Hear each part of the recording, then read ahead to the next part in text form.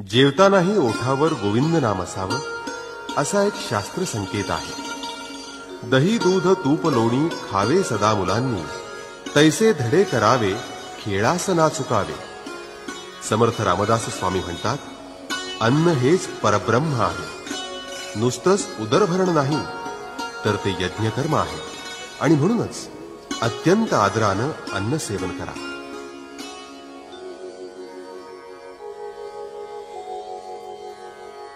वदनी कवळ घेता नाम घ्या श्री हरीचे, सहज हवन होते नाम घेता फुकाचे. जीवन करी जीवित्वा अन्न हे पूर्ण ब्रह्म, उदर भरण नोहे जाणीजे यज्ञ कर्म.